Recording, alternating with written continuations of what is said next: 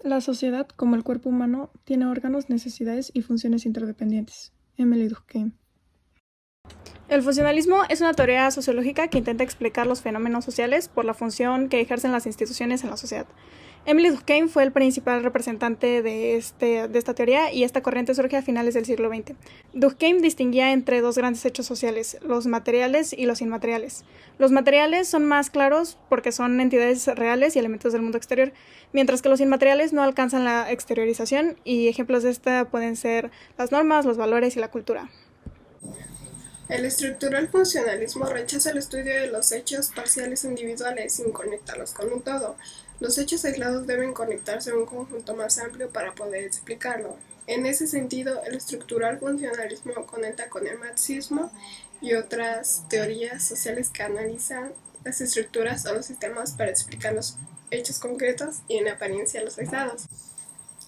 El estructural funcionalismo acepta que puede hacer desviaciones, conflictos y eventos, pero también sostiene que puede establecer un equilibrio.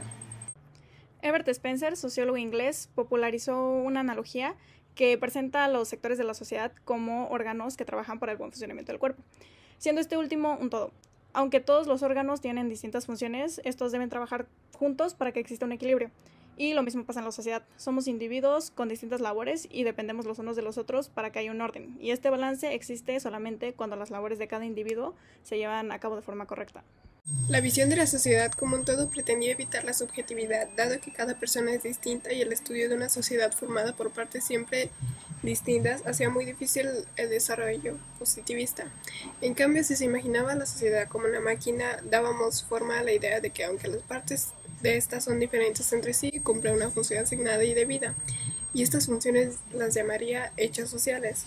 Para Durkheim, la nueva sociedad no se caracterizaba por el capitalismo, como planteaba Marx, sino por la industrialización, pero concordaba con Ferdinand Tönnies. Durkheim consideraba que cuando la sociedad cambia, también cambia el tipo de solidaridad. Su análisis plantea que en el pasado existía la solidaridad mecánica, caracterizada por la conciencia colectiva, y la unión se basaba en las similitudes. Pero como todos los trabajos estaban enfocados a la subsistencia, no había gran diferencia entre las labores de los individuos. En la sociedad industrial sucede lo contrario, y así surge la solidaridad orgánica, que a diferencia de la solidaridad mecánica no se basa en las similitudes, sino en las diferencias. En su pensamiento plantea cómo los organismos en un inicio eran muy simples, pero con el paso del tiempo tuvieron que adaptarse a los distintos entornos y entonces se da la evolución donde los organismos tuvieron que formar órganos y extremidades y tuvieron que cambiar para ser más complejos. Finalmente, los objetivos del funcionalismo son: 1. Considerar un objeto de estudio específico. La sociología sostiene un único objeto de análisis en base a los hechos sociales, a diferencia de la filosofía o la psicología que analizan múltiples variables.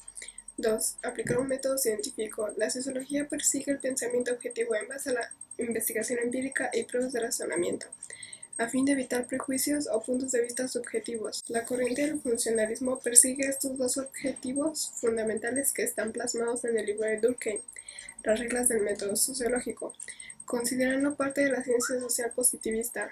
El funcionalismo supone una interrelación entre las distintas instituciones, entes, organizaciones y personas.